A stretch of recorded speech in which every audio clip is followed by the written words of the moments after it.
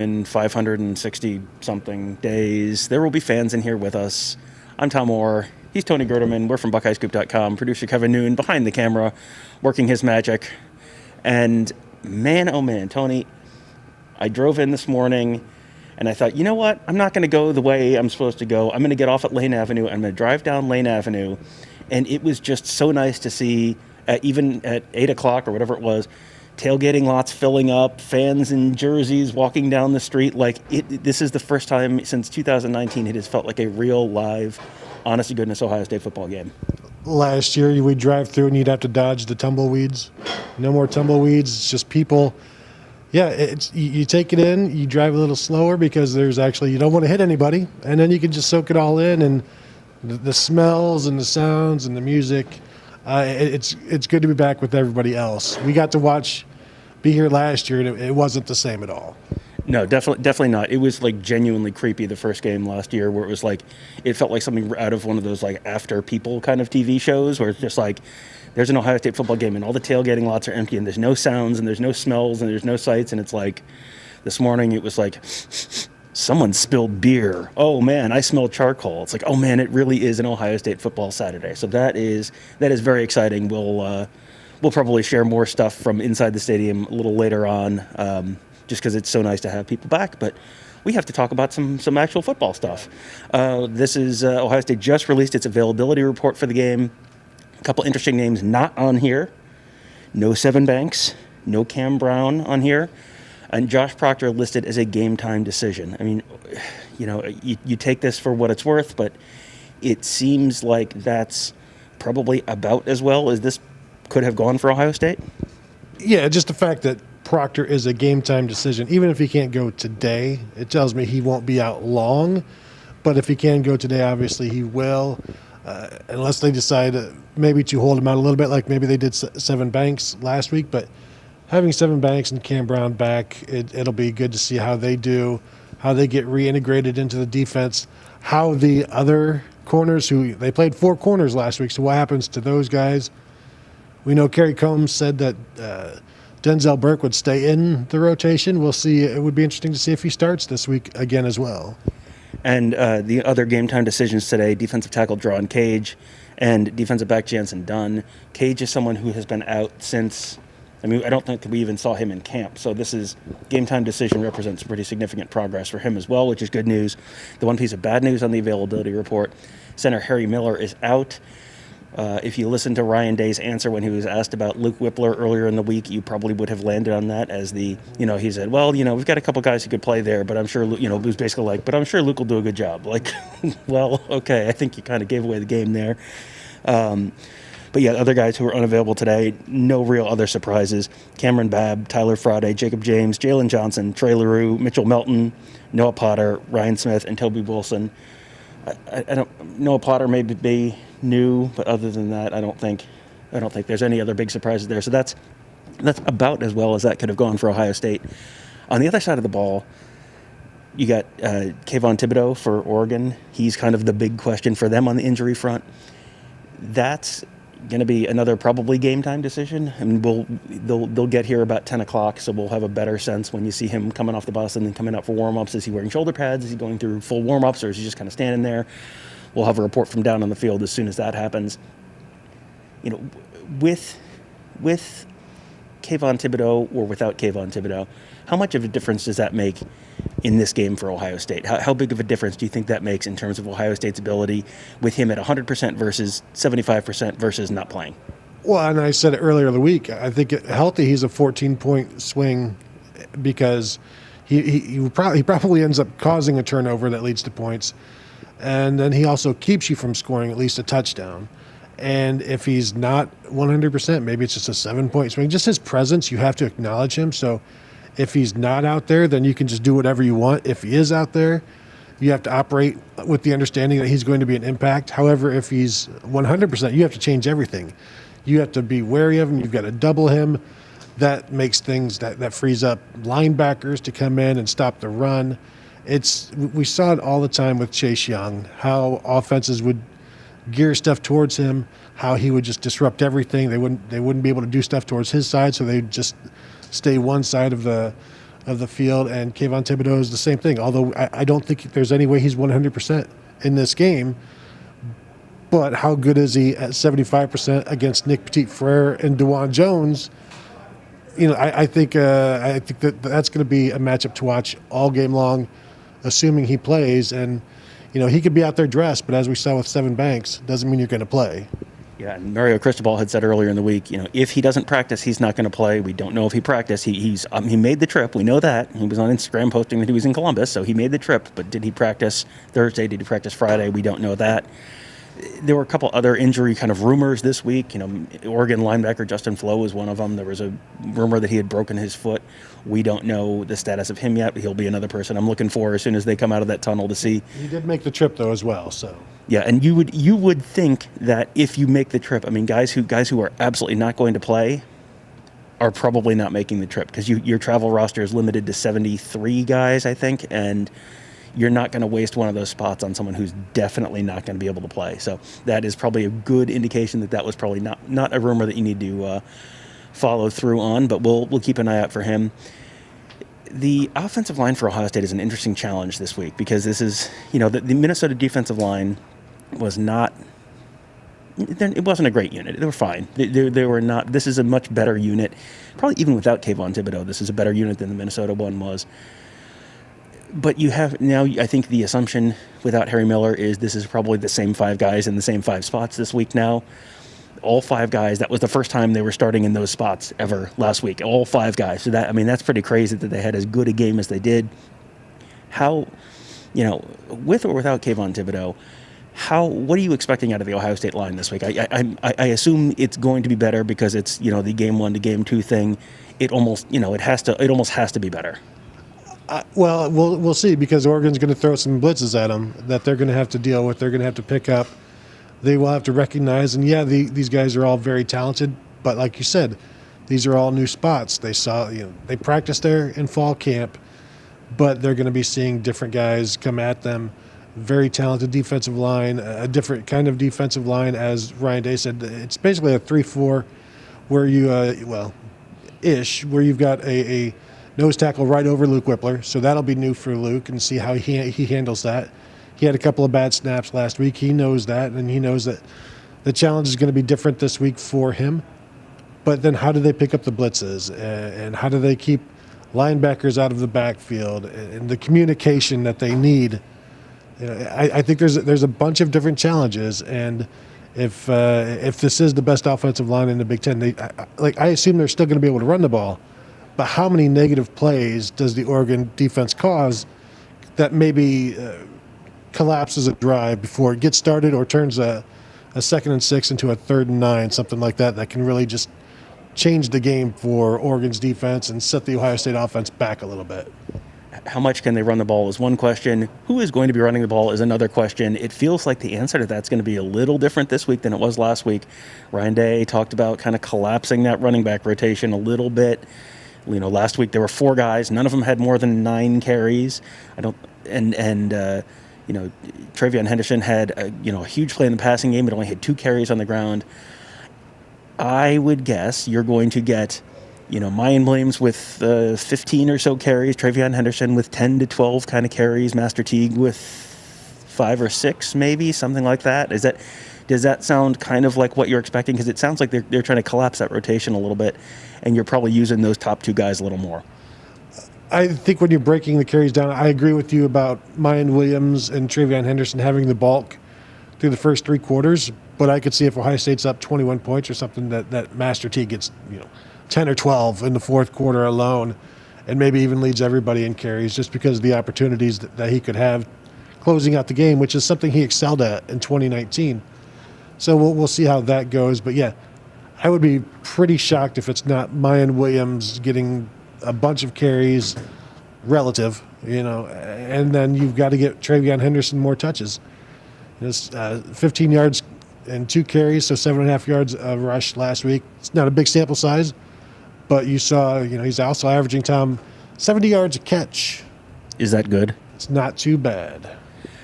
Speaking of people who are going to be catching the ball today, Ohio State's wide receivers, you expect Garrett Wilson, you expect Chris Olave, This is probably a week where you see Oregon playing off a little bit. They did that a little bit last week against Fresno State, against a better wide receiver core than Fresno State has. You would expect that again. That to me means a lot of short passes. You keep things relatively simple for CJ Stroud. You keep things short, give him the easy, relatively easy throws, 5-10 yards downfield. Take what they're giving you and try and let those wide receivers make a play and turn a short pass into a big game. Yeah, and it's something the Buckeyes have been working on. Chris Olave has been working on that run after the catch. Garrett Wilson has always been good at it. Jackson Smith-Njigba will be more involved. Maybe your guy Jeremy Ruckert will be more involved. But if they're going to be playing off and you can just get easy passes, it just becomes an extension of the running game. It's a free 6 yards. Go take it. The defense is just hoping eventually that one of those throws skips or goes over, and now you're faced with a second or third and long where you make a mistake and now you punt. It's the whole bend but don't break thing. But eventually it's like you're playing off, but you're also blitzing. So there's going to be some mixing and matching there that will make things – they don't want to make it too easy for C.J. Stroud while they respect Garrett Wilson and Chris Olave. I think there's maybe – you start with maybe, I don't know, a lack of respect for C.J. Stroud, but you want to get after him because this is his second start. So you don't want to treat him like he's Tom Brady. You want to get after him and make him make some plays, see what he can do, make him uncomfortable. Don't let him just stand back and just flip it left and right to Olave and Wilson. They've got to do some different things and see how he responds, because he didn't respond well in the first half last week. Yeah, C.J. Stroud is definitely not Tom Brady. C.J. Stroud has never lost the Ohio State-Michigan game, so you really can't. That's not a fair comparison. On the defensive side of the ball, let's start from the back and work our way towards the line of scrimmage. I think the back is where I have the most questions and the most intrigue this week, where, okay, you have Sevyn Banks is listed as, ready to go. He was listed as ready to go last week and then didn't play, so take that for whatever it's worth. Cam Brown also not on the availability report. Take that for what it's worth. Josh Proctor listed as a game-time decision. When we saw him coming off the field after practice on Wednesday night, he was, and I think in our minds, it was, you looked at that hit last week and it was like, well, that could be a stinger, that could be a separated shoulder, that could be a broken collarbone just based on where he got hit. And you saw him come off the field. He was wearing a jersey. He was wearing pants. He had a yellow no-contact jersey in there tucked into his pants. But he came off the field and was shaking hands with a group of National Guard troops or something like that who were there to just kind of meet the players after practice. It was his right shoulder that got hurt. So it was like, okay, as soon as you saw that, it was like, okay, it's not a broken collarbone. He's not in a sling. He's not, none of that stuff. He wasn't shaking hands like, yeah, exactly. Yeah, he was shaking hands like you would shake hands. There was nothing, that looked like, okay, this is a very, very serious injury. I walked away from that thinking I thought it was much more plausible that he would play on Saturday than I thought before that moment. If he's there, if he can play, how important is that for Ohio State today? Well, he graded out a champion, played a bunch of snaps, got hurt in the fourth quarter of the Minnesota game, but played well up to that point. I think you want him healthy so we can get a look at what this defense is, what he's capable of. There's going to be some RPO stuff that Oregon does, and it's going to make life really difficult on these defenders. And so you need that last line of defense to be your best option. And so that's Josh Proctor, and they need him there.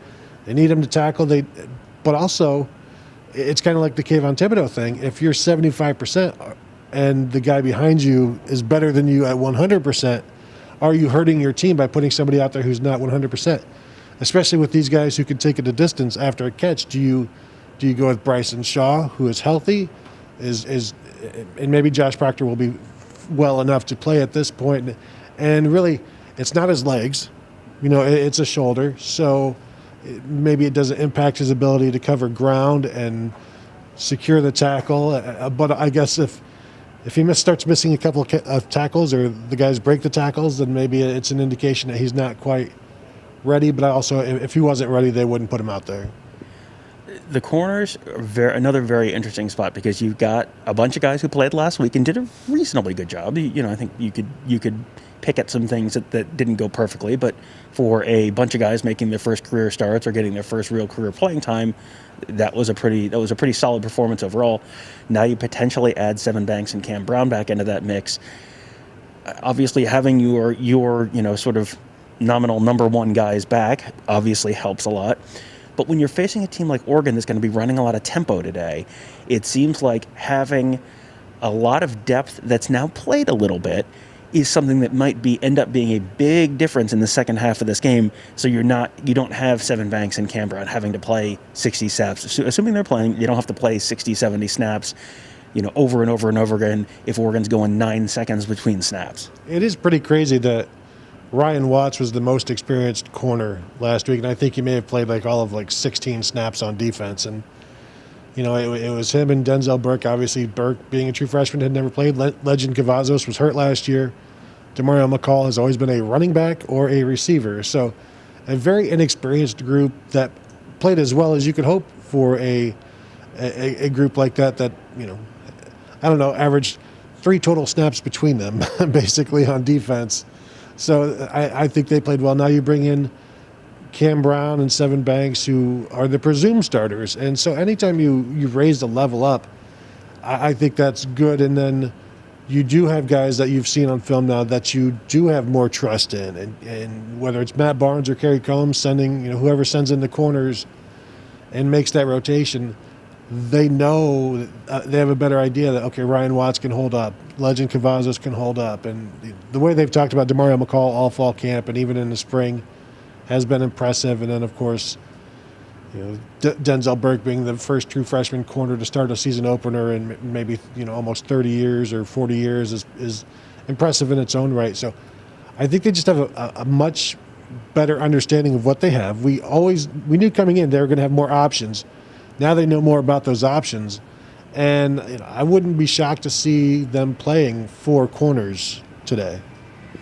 They did last week, so right, exactly. Just a different 4. And the level in front of them, the linebackers, they're going to be pushed today. I mean, you mentioned the RPOs earlier. That's going to be a lot of those are going to be plays where they're trying to draw those linebackers into conflict, where it's there is no right answer. If you come up because you think they're going to hand the ball off, they're going to throw it over your head. If you stay back, they're going to hand it off. I mean, that's a tough spot for guys who are relatively new. Taraja Mitchell just had his first career start last week. Cody Simon sounds like he's probably maybe a little more healthy. Maybe he's going to be able to go a little bit more this week. Tommy Eichenberg played more last week, but they said that was kind of a Tommy Eichenberg game. But this is maybe more of a Cody Simon game. Another guy who's in that mix, Paulie Nateote. Now, on yesterday's Buckeye Weekly, we told you that Ryan Day had told us he was ineligible, that the NCAA had denied his waiver claim for immediate eligibility. The hang-up there was that he had put his name in the transfer portal before the NCAA granted the one-time transfer exception, so therefore he wasn't eligible and had to apply, and everyone thought, well, certainly not even the NCAA could be crazy enough to drag this out and make this a long, involved process, and then they dragged it out and made it a long, involved process, and then Wednesday or Thursday, Ryan Day told us, no, he was not going to be eligible. And then Friday afternoon, now he is eligible, so he's in the mix as well. I don't expect to see a lot out of him. This doesn't seem, he seems like he would have been more of a Minnesota game kind of linebacker, like he's that kind of a bigger-bodied linebacker, not as much the chasing little guys in space kind of linebacker. So, he's in the mix, and that's great for him, and it avoids an incredibly stupid self-inflicted wound for the NCAA, so good job, way to not screw that up eventually. But the rest of the linebackers, I mean, Cody Simon, Taraja Mitchell, I mean, and who's the bullet? Is this a Ronnie Hickman game at the bullet? Is this a Craig Young game? What are you expecting out of the linebackers? Well, with the RPO stuff, I guess you assume it's going to be more of a coverage thing, and that's Ronnie Hickman. But with the linebackers, I think we see Taraji Mitchell almost the entire game. But I'm wondering how often Dallas Gant and Tommy Eichenberg get in there. Dallas Gant was playing some of the Sam on Thursday night, and I don't know how much Sam they're going to be using. And if they do, is like you said, is Paulie Nateote in there? Because we saw him working some of the Sam in fall camp. But this is more of a 4-2-5. This is more of a bullet game, and I think we both expect Taraji Mitchell and Cody Simon to be out there for most of the game. And if they do look bad because of the RPO, it's supposed to. Like it's a no-win situation, like you said. If you look good, congratulations, you guessed right, or the quarterback made the incorrect choice. And it's not always it's not always the linebacker making the right play. It's the quarterback making the wrong play that makes everybody look good on defense. But yeah, I want to see what Ronnie Hickman does. He led the team in tackles last week. He covered a lot of ground. A lot of those tackles were 7-8 yards downfield on Mohamed Ibrahim. So I want to eventually see this become a position that makes plays in the backfield, as it does for other programs. And Ronnie Hickman blitzed a couple of times. I don't know how much they're going to do with that. Is that more of a Craig Young thing than a Ronnie Hickman thing? I'm still wanting to see how that shakes out, and I wonder is Matt Barnes, I guess, who probably coaches the Bullets since he coaches the safeties, is he also wanting to see how this all works out with those two, Hickman and Young? And Court Williams is getting closer, we know, to playing. Ryan Day said, or maybe Kerry Combs said, he's getting closer, so maybe he gets involved at some point as well. They've just got a lot of depth, but we know they're trying to pare it down.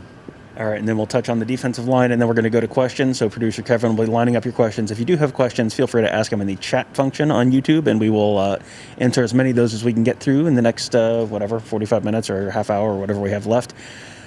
Defensive line, I mean, last week we heard a lot during the offseason about the fact that they had been good, but that hadn't manifested itself in sacks last year.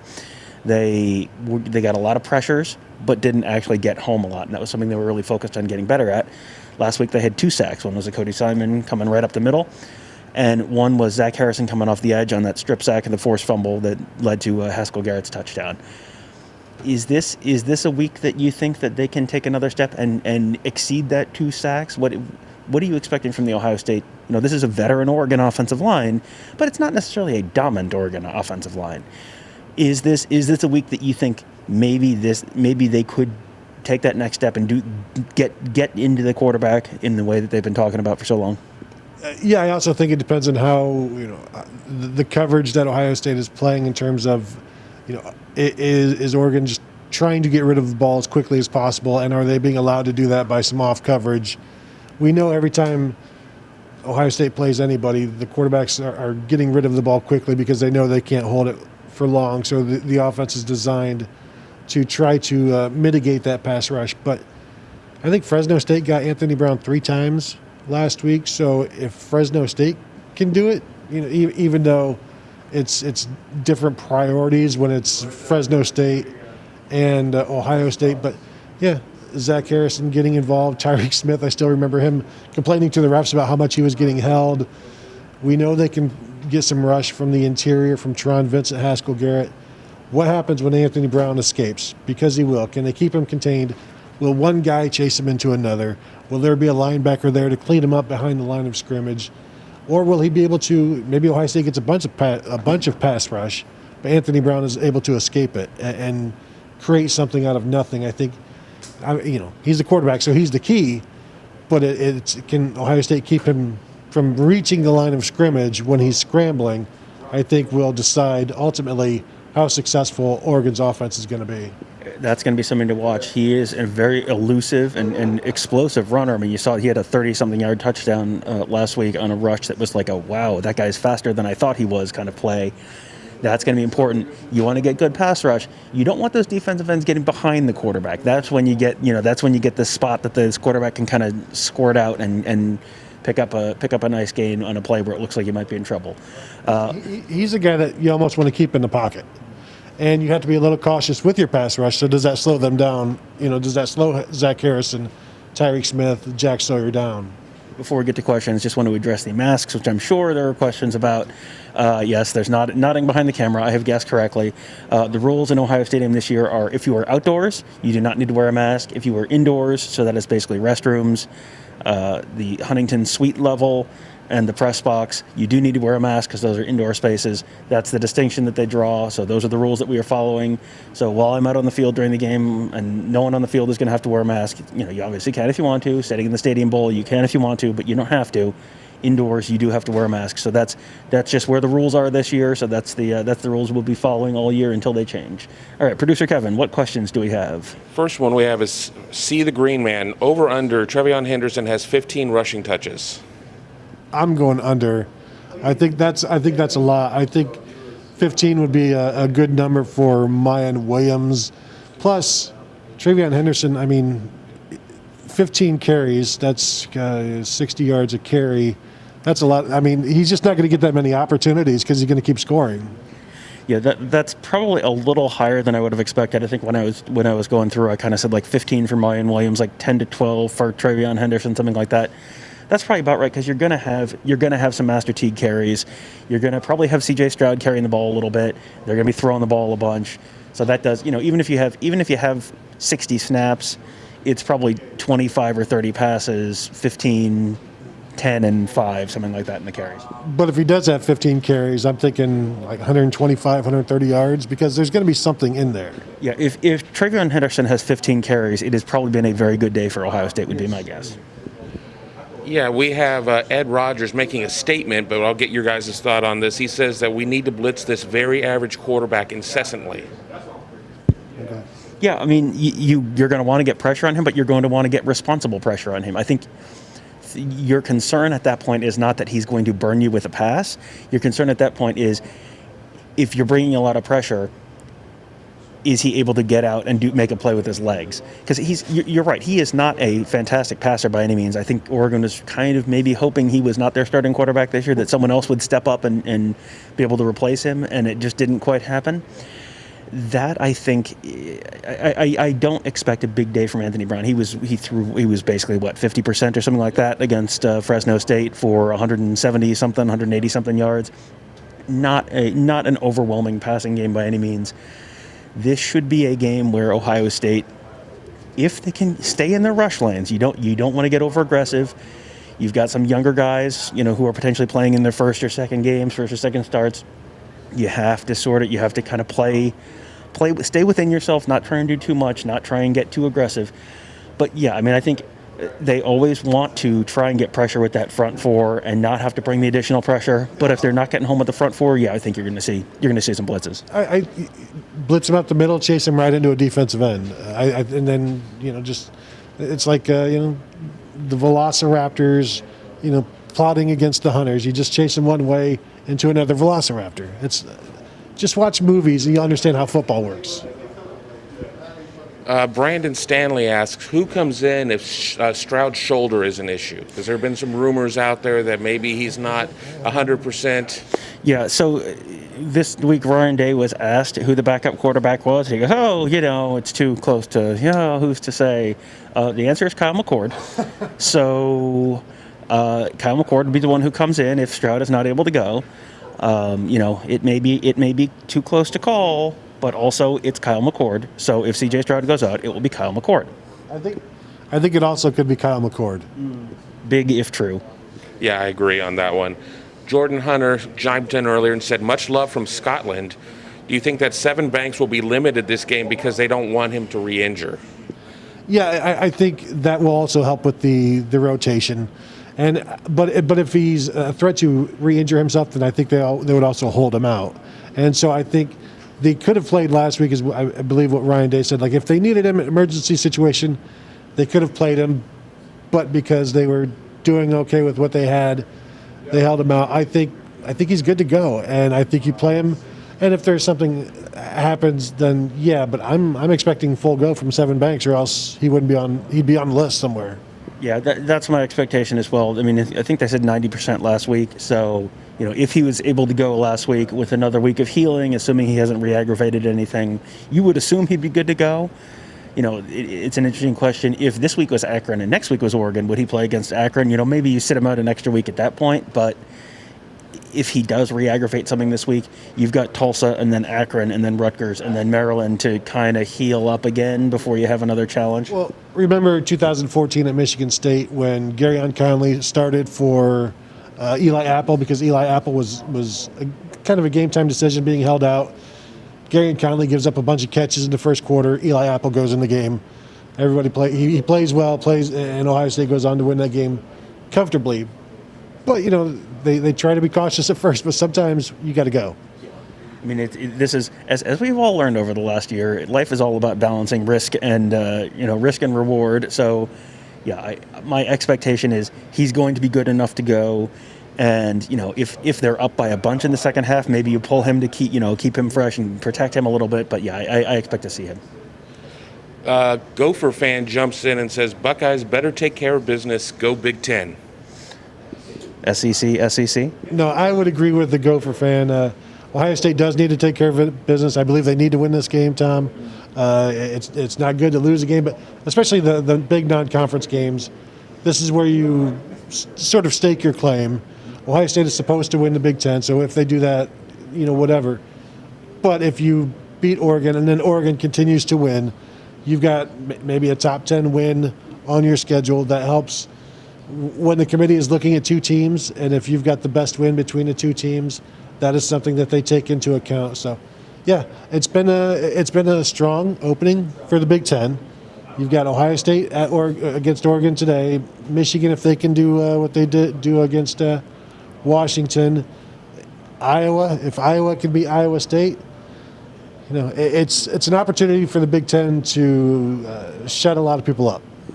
Yeah, and you've seen weeks in the past where it's gone the other way, and like bowl seasons in the past where it's gone the other way, where the Big Ten goes like 0-4 on New Year's Day, and then that just becomes the overall narrative arc of the season. Last week, like the ACC and Pac-12 kind of became the main characters of college football Twitter, as they just kind of both just fell down a flight of stairs. You don't want to be that. You want to be the league that, while people are puffing up the SEC for all of the things the SEC does, you want to be the league that is going, yes, and here's what we did. So yes, this is potentially a very big Saturday on the narrative side for the Big Ten. I feel like at this point, though, the Big Ten has sort of earned. You look at what Ohio State did to Clemson last year in the Sugar Bowl. I think that at this point, the Big Ten has sort of earned, at least, even the people who want to tell you that the SEC is by far and away the number one league, they'll all kind of grudgingly admit the Big Ten is number two. So at that point, you're in that discussion, and it's like you're not going to get three SEC teams in ahead of the Big Ten champion, a one-loss Big Ten champion. Jim wants to know, will we see more of the second group of receivers today? Yeah, I think so. And Ryan Day even talked a little bit about that this week, that they want to get those other guys involved. I know they had not very many snaps between Julian Fleming, Marvin Harrison, and Emeka Egbuka. So I would expect to see more of them. Ohio State's going to have more snaps. 48 last week on offense. They should be 20 more than that. So that's going to give everybody more of an opportunity. Those young guys are now a game older, so you can ask more of them. And I think one of the issues, Ohio State just kept scoring in the second half, so it'd be 2 plays and done. And so if they have a 6-play, 7, 8-play drive, then there'll be opportunities for, okay, Olave is out, now bring in Julian Fleming. Garrett Wilson just ran too far, he's out. Bring in Emeka Egbuka or bring in Marvin Harrison, whatever. So there's going to be more opportunities for guys to get tired, as opposed to when they were tired last week, it's because they went all the way into the end zone. Exactly, yeah. If you're only getting 48 snaps, you're going to want those starting receivers to get 40 snaps or so. So then there's not very much left over after that. So yeah, this week if you're at 60, 70 snaps, maybe beyond, if Oregon's running a lot of tempo and you can get them off the field quickly, you do have a lot more opportunities for those younger guys. Slangin' and Bangin' says, here's his bold prediction. Ohio State suffers 0 injuries this game. Slangin' and bangin', is that slang for some kind of gypsy curse? That seems like one of those things you don't say out loud, doesn't it? Right? Am I wrong? Tom, you don't know how the kids talk these days. I do. So, yeah, probably. Trenton says, or asks, does OSU cover the spread? My pick was 45-28, and in one of the stranger things that I've ever seen, 4 members of our BuckeyeScoop staff picked exactly 45-28. Oh, really? Bill Green, Nevada, and Kirk and I all picked exactly Ohio State 45, Oregon 28, so that would be covering the spread by about a field goal. Spread's like 14 and a half, depending on where you look right now. So that would be a 17-point win. I think there's a pretty good chance they do, because I think Ohio State's going to be able to score pretty consistently, and Oregon, just with the, if they can't run the ball, and they didn't run the ball super effectively last week, so if you can't run the ball and your quarterback's throwing 50%, if Ohio State is able to keep with those explosive plays they had last week, you're going to be able to score consistently. Oregon is going to have drives where that 3rd and 6 pass sails over someone's head, or there's a little too much pressure in Anthony Brown's face. That's where I think Oregon's going to fall short. I think they have They have the ability to score. They're going to score. Do not break your TV remote the first time Oregon scores a touchdown. It's going to be fine. Everyone's going to score points. That's how it goes these days. But I think Ohio State is up, just kind of I think consistently just slightly better than Oregon all day, and that sort of adds up to a win and a cover. Yeah, I went 42-24, knowing the concerns with the shoulder of C.J. Stroud being maybe something that limits them. If he's good and Kayvon Thibodeau isn't, I could see this being 52-24, 52-31, something like that. I think Ohio State will eventually pull away. I think they just have too much offense. And even if it's not C.J. Stroud, which there's no reason to think it wouldn't be. I mean, he's not on the list and he's starting. But I think they can score with whomever just because of the explosiveness of the offense, the Oregon defense not quite having everything they need to stop the Buckeyes, home crowd. They have all of the advantages there. So, I think they cover. Kevin, what did you go with? I had, I think, 42-20. I wrote it so early in the week and to send it off to Mark for our prediction piece sponsored by Steamboat Dry Goods, and I have, got to get that in there. I have a NASCAR jacket on right now. You just can't see it with all of our sponsors on it right now. But I do think Oregon will score some points, but I don't know how they will score a lot of points. I just, I look through their 1-2 tandem of Verdell and Dye at running back. I like them. I like Johnny Johnson, the receiver. I'm not completely sold on Anthony Brown, the passer, but then again, we always seem to see guys that come out of their shell and seem to have this tremendous game that's completely uncharacteristic for them against Ohio State, and it's not a matter of that Ohio State played poorly. It's just a matter of the guys playing out of his mind. So, I think 42-20, but as you said, if Oregon is a little thin in terms of some of its major defenders, I totally expect Ohio State to hang half 100 on them. Well, look what Michael Penix throws for, $499 last year against Ohio State. This past week against Iowa, throws 3 interceptions, 2 pick sixes, and looks like he should not be playing major college football. I don't know if you can turn the camera towards the field. The Ohio State marching band is marching across the field right now and up the tunnel in the reverse of the pregame routine. I don't know if you even have an angle on it right now, but I just heard a drum cadence in my ear, and I was like, "What is that?"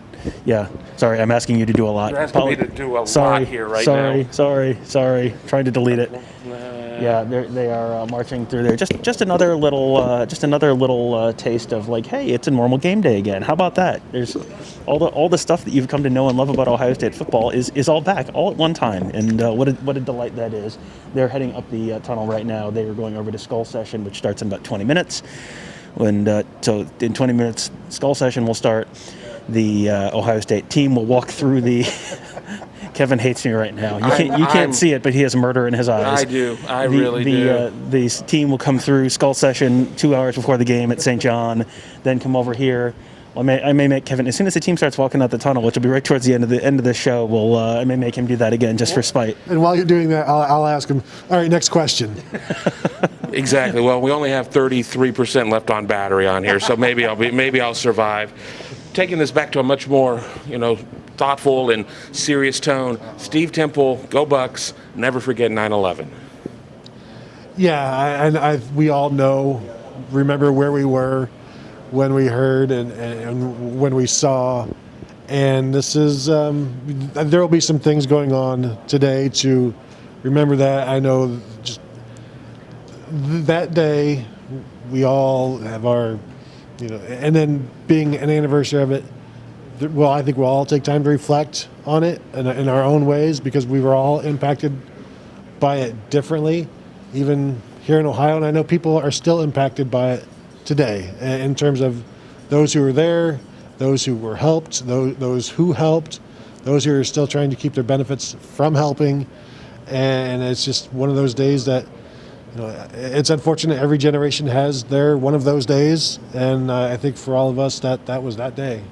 What's interesting is this reminds me a little bit today of that first game in the Horseshoe after 9/11, because 9/11, the game, the weekend, that following weekend got canceled.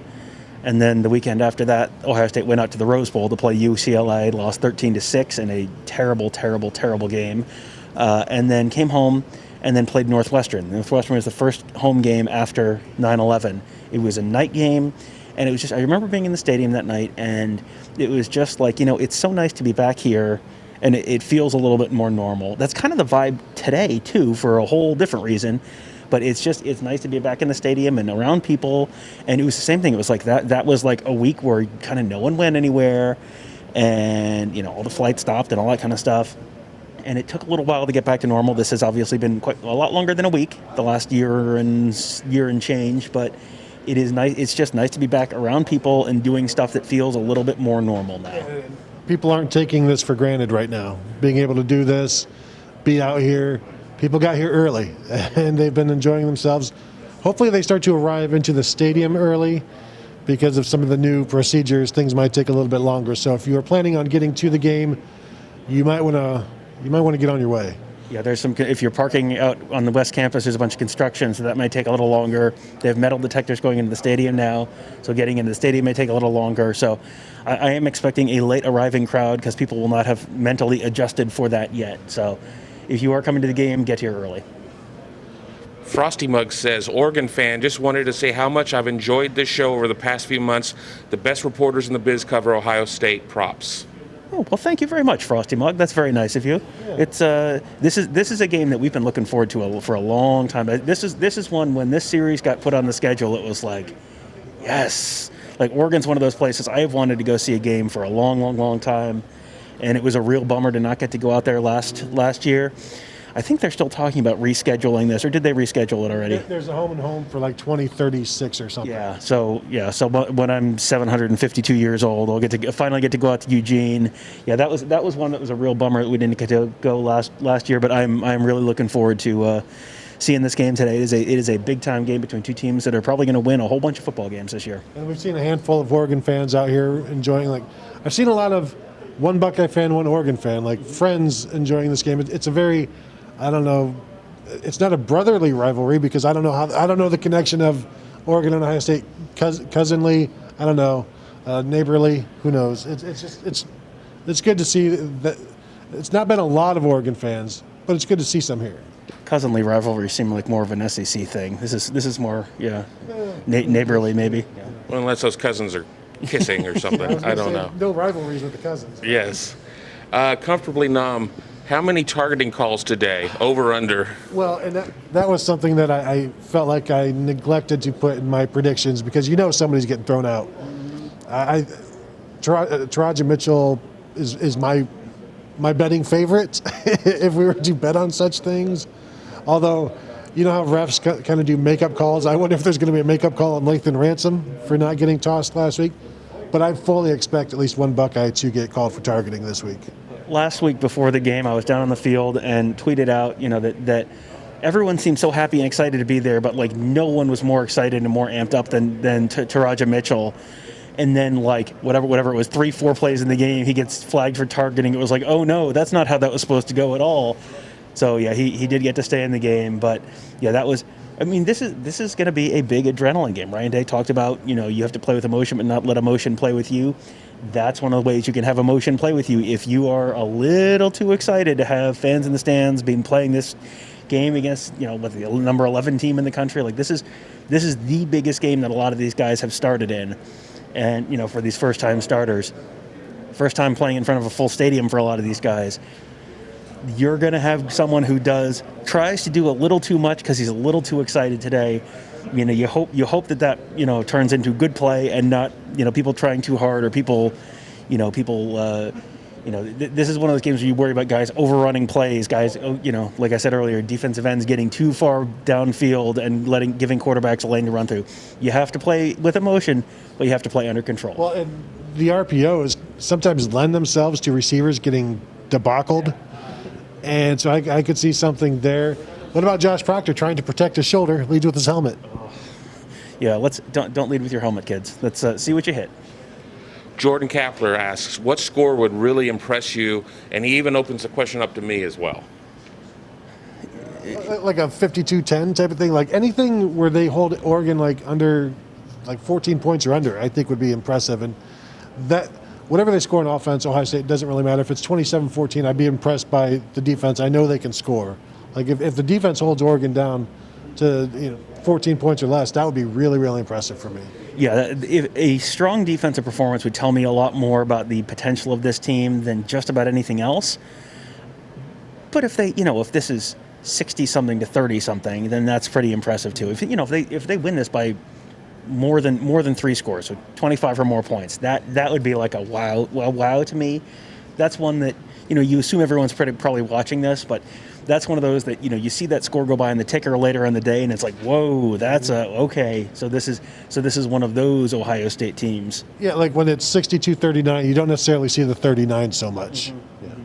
Yeah, I agree. I think something around 56-10. I think if Ohio State gets into the mid-50s, I think if they hold Oregon, even 56-14 to two scores or fewer, I think that's where it's like really jumps off the page. But then, of course, people are going to be, well, maybe Oregon wasn't as good as we thought they were. So you always run into that risk of, it's kind of like the overrated chant or whatever. You pull off a big win and you start shouting out overrated, and it's like, well, you're just diminishing your own accomplishment. Mm-hmm.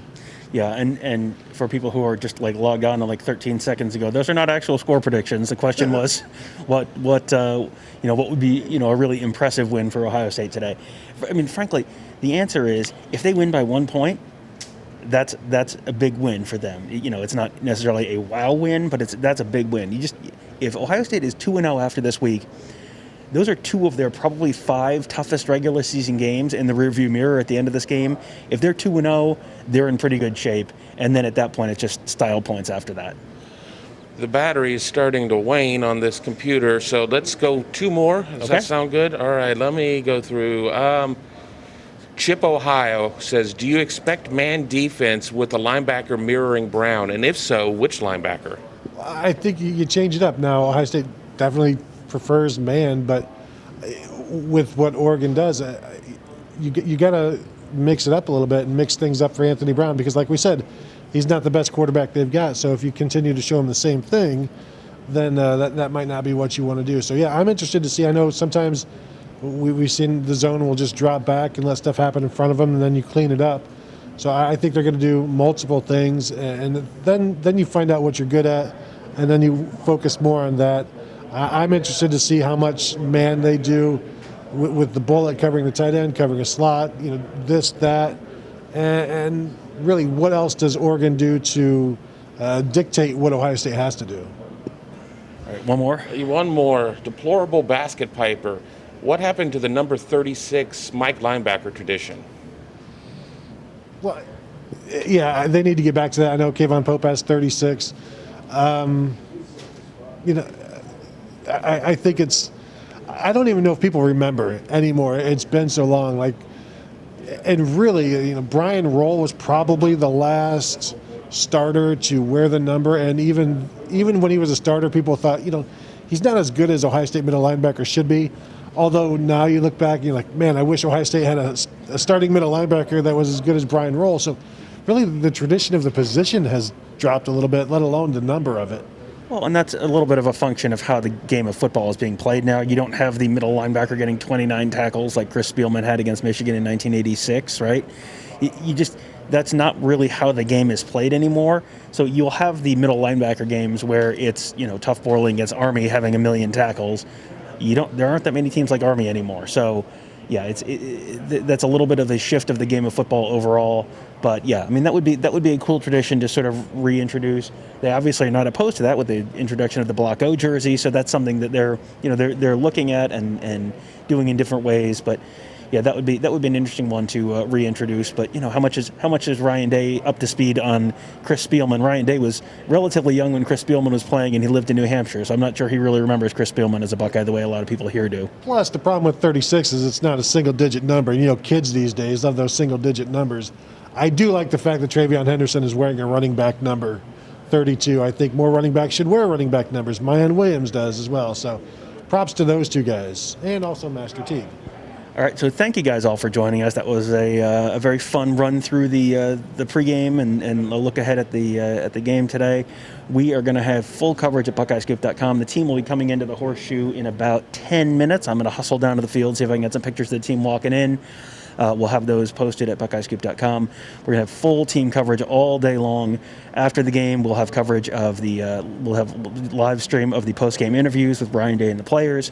Well, Tony and I will do a live episode of Buckeye Weekly Instant Reaction Post-Game Live. Always one of the most popular episodes we do all week and all season. I have a feeling one way or the other there's going to be a heck of a lot to talk about after this game, so that should be a fun and lively discussion. And, of course, we will be taking your questions there as well. We may even get producer Kevin a power cord for his computer. We'll see. Dare to dream. Could be a fantastic show. Sometimes those go very long. I never mind it. There's always a lot to talk about after the game. So thank you guys all for joining us. Do check out BuckeyeScoop.com.